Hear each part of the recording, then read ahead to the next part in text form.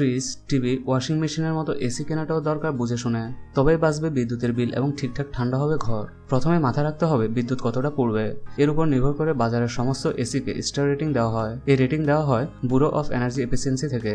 1 থেকে 5 পর্যন্ত হয় এই রেটিং। 5 স্টার এসি মানে বিদ্যুৎ পড়বে সবচেয়ে কম। কেনার সময় দাম বেশি পড়লেও ভবিষ্যতে প্রতি মাসে বিদ্যুতের কথা ভেবে যত বেশি স্টার সম্পন্ন এসি কিনবেন ততই আপনার পকেটের জন্য ভালো। যত বড় এসি তত ঠান্ডা হবে ঘর।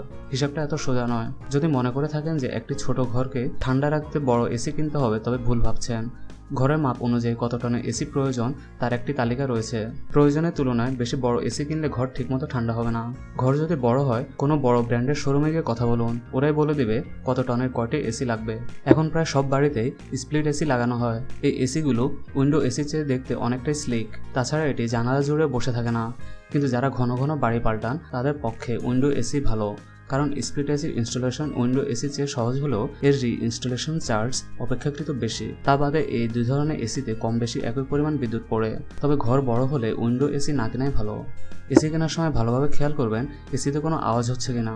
স্প্লিট এসিগুলোতে আওয়াজ অনেক কম হয়, শান্তিতে ঘুমানো বা কাজ করার জন্য ভালো। বাজেট খুব একটি সমস্যা না হলে রিভার্স সাইকেল এসি কিনুন, যাতে গরমকালে ঠান্ডা হওয়া আর শীতকালে গরম হওয়ার সুবিধা পান। এগুলোর দাম সাধারণ এসিগুলোর তুলনায় একটু বেশি।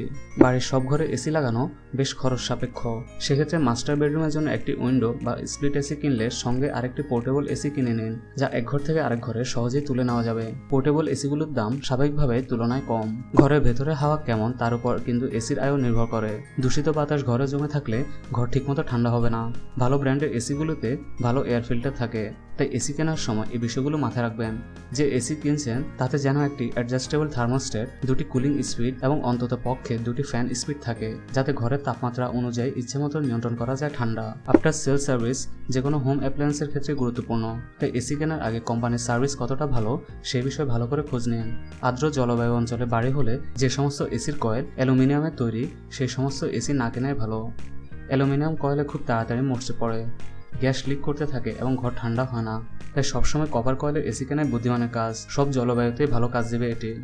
শহরে বিভিন্ন এয়ার কন্ডিশনার শোরুমের বিক্রয় প্রতিনিধিদের সঙ্গে কথা বলে জানা গেল যে এসির ক্ষেত্রে প্রধান সমস্যা হলো কুলিং বা ঠান্ডা হওয়ার ক্ষমতা কমে যাওয়া। এক্ষেত্রে এসির ভেতরের নেট খুলে ডাস্ট ক্লিনিং করে নিতে হবে।